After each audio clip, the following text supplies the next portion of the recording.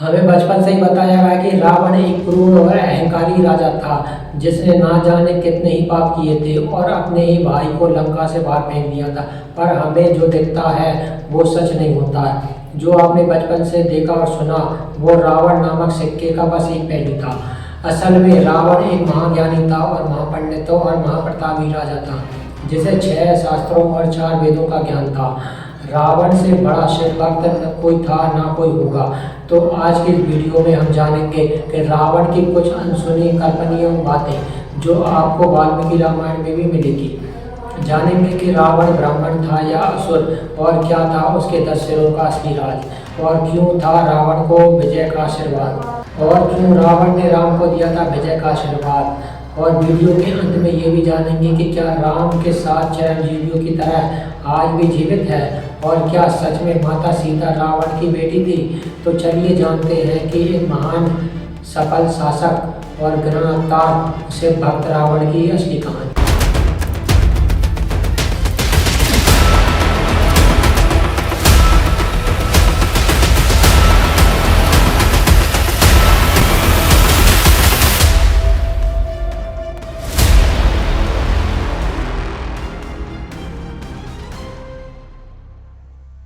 रावण अपनी शक्तियों से तीनों लोगों को जीत चुका था।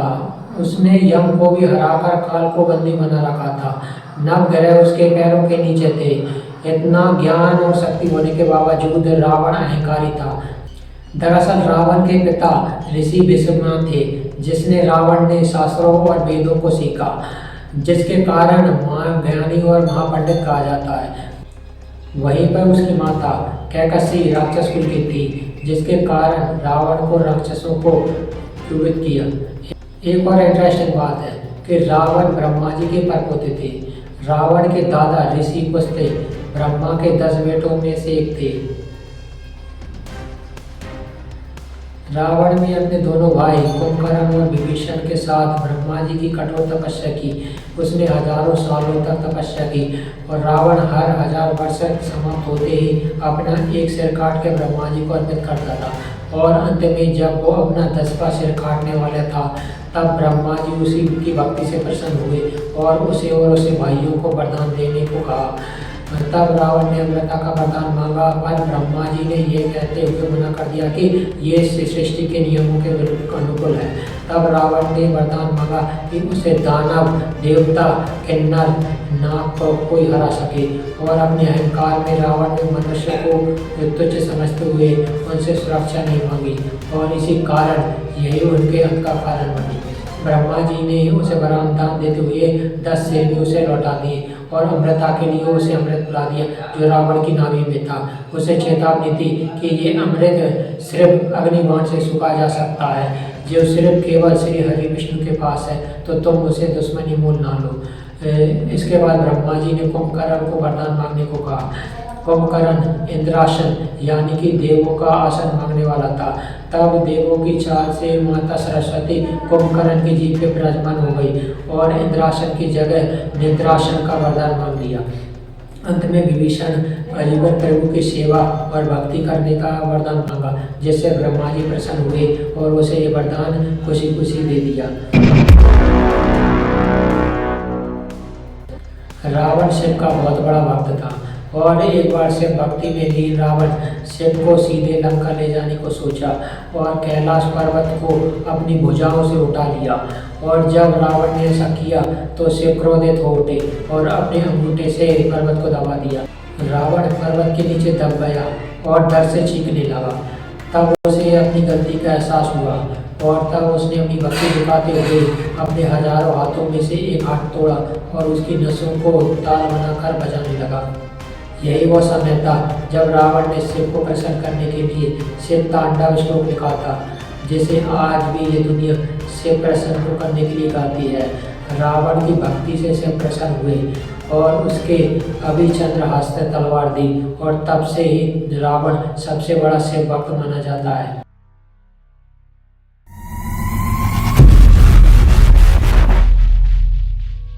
क्या रावण के सच में 10 सिर थे? इसे लेकर शास्त्रों में अलग अलग कहानियां मिलती है।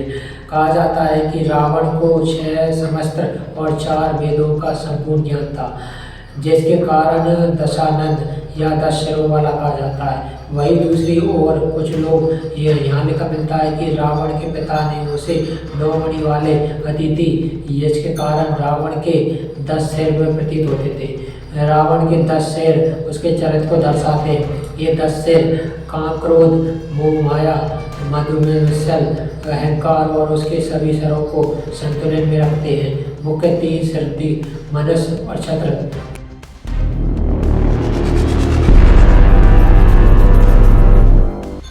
राम सेतु बनाने के लिए राम ने यज्ञ किया और यज्ञ कराने के लिए ब्राह्मण की जरूरत थी, और उस समय रावण से बड़ा ज्ञानी ब्राह्मण और कोई नहीं था। इसलिए रावण को आमंत्रण भेजा और रावण ने यज्ञ में भाग लिया।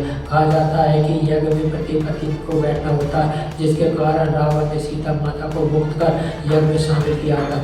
लेकिन कुछ जगहों पर यह देखा जाता है कि रावण ने सीता को मुक्त नहीं किया था, बल्कि उसकी मूर्ति बनाकर उसे बिठाया था। उसे पूजा समापन होने के बाद रावण से राम का जीत का आशीर्वाद मांगा और रावण ने खुशी खुशी जीत का आशीर्वाद दिया। कहा जाता है कि रावण को अपनी मृत्यु का पहले से ही ज्ञात था। उसने अपनी मृत्यु का चाल रचा था, पर उस सच को जानने से पहले हम रावण की असली कहानी जान लेते हैं।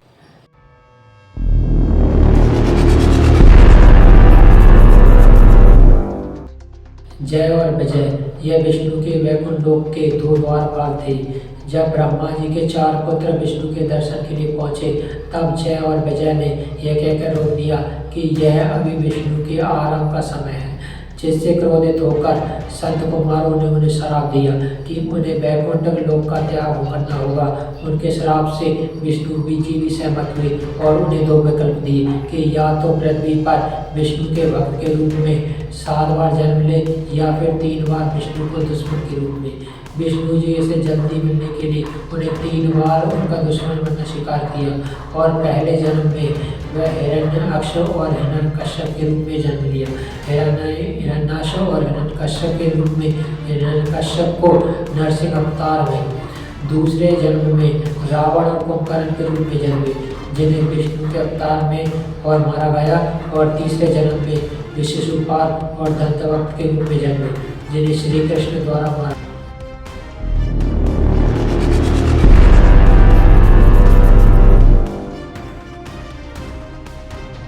माना जाता है कि माता सीता रावण की मृत्यु का कारण बनी, पर यह पूरी तरह सच नहीं है। इसके पीछे भी पहले रावण के कई ऐसे श्राप मिले जो अंत में उसकी मृत्यु का कारण बने। एक समय की बात है, जब स्वर्ग की अप्सरा रंभा कुबेर की बेटी जा रही थी, तब मार्ग में छेड़छाड़ की। तब क्रोधित होकर कुबेर के बेटे ने रावण को श्राप दिया कि अगर वो स्त्री की इजाज़त के बिना उसे हाथ लगाएगा तो वो भस्म हो जाएगा। और इसी श्राप के चलते रावण ने माता सीता को हाथ नहीं लगाया था। दूसरा कि अपनी अहंकार और जीत की चाहत में कई राजाओं को मारता गया, और तब उसने 21वें रघुवंशी राजा हिरण्य को मारा, तो अरण्य ने श्राप दिया कि मेरे ही वंश के राजकुमार द्वारा तुम्हारे मारे जाओगे, और ऐसा ही हुआ। 62 में रघुवंशी राजकुमार राम को रावण को मारा गया। तब कुछ लोगों का मानना है कि रावण मरा नहीं, बल्कि आज भी जीवित है, और कलयुग के अंत के पश्चात और वेद शास्त्रों का ज्ञान देने फिर से आएंगे, और वह अभी लंका के किसी गुफा में है। तो चलिए जानते हैं कि इसलिए असली सच्चाई।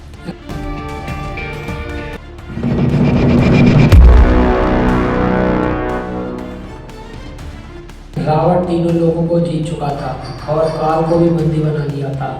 जब वो नागलोक पहुंचा तो नागराज ने हारने से अच्छा रावण से दोस्ती कर ली, और रावण की मृत्यु के बाद नागराजन के शरीर में चले गए और उसे जिंदा करने का प्रयास किया, पर वह असफल हुए। तब उन्होंने रावण के शरीर को शहद और अन्य जड़ी बूटियों की मदद से ताबूत में बंद कर दिया और किसी लंका की गुफा में बंद कर दिया, और माना जाता है कि कलयुग के अंत में फिर आएंगे। आज तक कई लोगों ने इस गुफा तक पहुंचने की कोशिश करी। उनका मानना है कि जब वह गुफा के पास पहुंचते हैं तो मौसम में बिगड़ जाता है, पेड़ पौधे अपनी जगह बदल लेते हैं और जानवर खून खराबे को उतर आते हैं, जिसके कारण वहाँ पहुँचना संभव हो जाता है। पर इस कथा के विपरीत कुछ लोगों का ये मानना है कि रावण की मृत्यु के बाद विभीषण ने पूरे रीति रिवाज से उनका अंतिम संस्कार किया।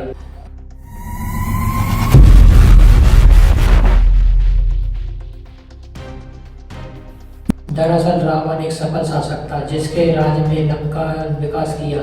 रावण ने कई ग्रंथ और आयुर्वेदिक पुस्तकें लिखी। उसने रावण संहिता भी लिखी, पर माना जाता है कि वह रावण को भविष्य का ज्ञान था। वो अपने कुल को इस दुख में नहीं देखना चाहता था, जिसके कारण रावण ने कुछ जानबूझ कर सीता का अपहरण किया ताकि श्री हरि विष्णु के अवतार उनका और उनके कुल का उद्धार हो सके और सभी को मुक्ति मिल सके। उस समय रावण से ज़्यादा ज्ञानी और कोई नहीं था, इसलिए रावण की मरते वक्त राम ने लक्ष्मण को रावण से ज्ञान लेने को कहा और रावण ने लक्ष्मण को जीवन की 3 प्रमुख बातें बताई जिसे आप भी फॉलो करके जीवन में सफलता को प्राप्त कर सकते हो। पर उन 3 बातों को जानने से पहले हम ये जान लेते हैं कि क्या सीता माता सच में रावण की बेटी थी।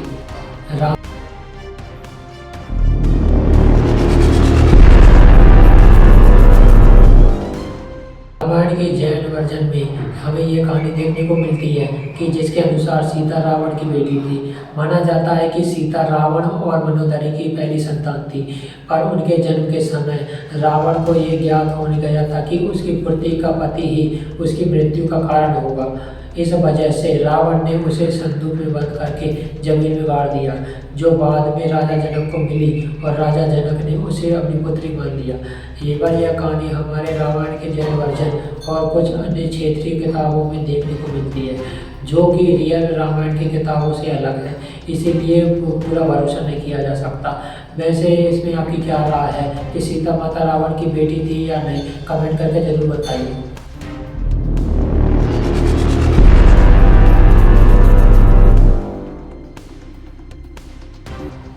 अब हम वह 3 बातें जानते हैं जो रावण ने लक्ष्मण को बताई, जिससे आपको भी अपने जीवन में उतारना चाहिए ताकि आप भी अपने एक सफल इंसान बन सकें।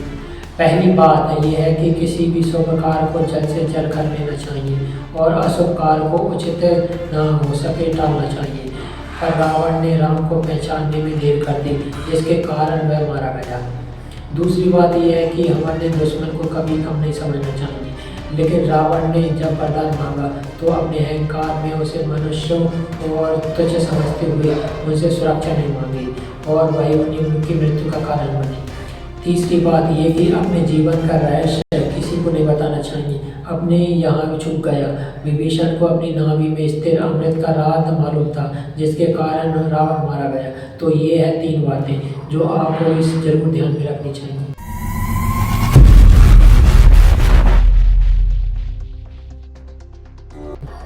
रावण सिर्फ एक राक्षस नहीं था, माना कि उसने लंका को अपने बड़े भाई के कुबेर से छीन लिया था, पर उसे रावण के काल में सिर्फ लंका को विकास ही दिखाया, जिसके कारण आज भी लंका और भारत की कई जगहों पर रावण के मंदिर उपस्थित हैं और उसे आज भी पूजा जाता है। रावण एक महान चिकित्सक और आयुर्वेदिक आचार्य थे और उन्हें भविष्य की बीमारियों का पहले से ज्ञान था। इसकी वजह से आयुर्वेद का 7 पुस्तकें लिखी। रावण जैसा न कोई था न कोई होगा। रावण की शिव भक्ति ने शिव को भी प्रभावित किया था। तो ये थी महान महापंडित महारावण की असली कहानी, जिसकी जिंदगी का असली का एक ही पाप महान था, जिस जीवन का अंत प्रभु श्री राम ने किया। अगर वीडियो से कुछ नया जानने और सीखने को मिला तो कमेंट में जय श्री राम जरूर लिखिए।